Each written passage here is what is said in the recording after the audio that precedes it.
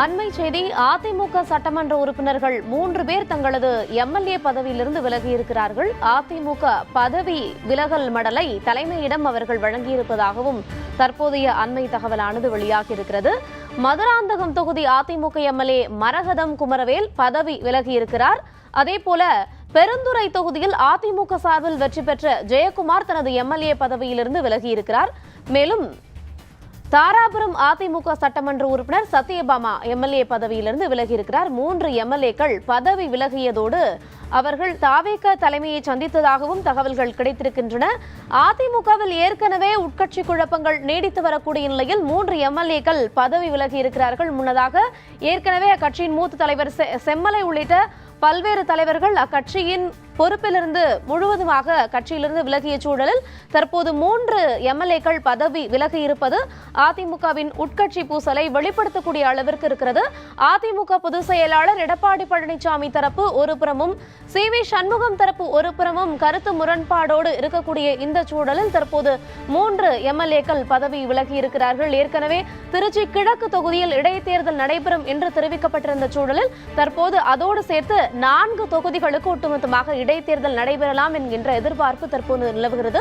இந்நிலையில் அதிமுக எம்எல்ஏக்கள் 3 பேர் பதவி விலகிய அந்த கடிதத்தை அவைத்தலைவர் ஜே.சி.டி. பிரபாகரிடம் வழங்கியிருக்கிறார்கள். அதிமுக எம்எல்ஏக்கள் 3 பேர் பதவி விலகியிருக்கிறார்கள். தமிழ்நாட்டில் மொத்தம் 4 தொகுதிகளில் இடைத்தேர்தல் நடைபெறும் சூழல் தற்போது உருவாகியிருக்கிறது.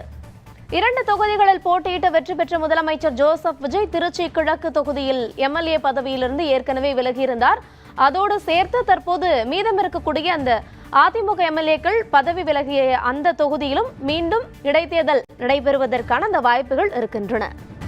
அதிமுக எம்எல்ஏக்கள் 3 பேர் பதவி விலகி இருக்கக்கூடிய சூழலில் இந்த 3 பேரும் தாவேக தலைமையை சென்று அணுகியிருப்பதாக தகவல்களும் கிடைக்கப்பட்டிருக்கிறது. இவர்கள் மூவரும் தாவேகவில் அமைச்சராக இருக்கக்கூடிய ஆதவ் அர்ஜுனாவை சந்தித்திருக்கிறார்கள். இவர்கள் தாவேகவில் இணைய இருக்கிறார்களா அல்லது வேறு ஏதேனும் காரணமாக தாவேக தலைமையை அணுகியிருக்கிறார்களா என்கின்ற பல்வேறு கேள்விகள் எழுகிறது.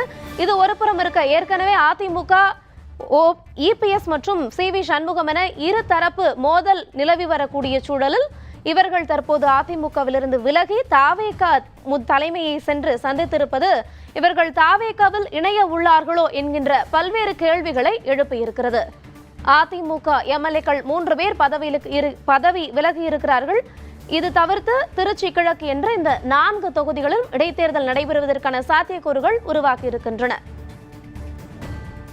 எம்எல்ஏக்கள் 3 பேரும் பதவி விலகிய சூழலில் அந்த பதவி விலகல் மடலை அவைத்தலைவர் ஜே.சி.டி. பிரபாகரிடம் வழங்கியிருக்கிறார்கள்.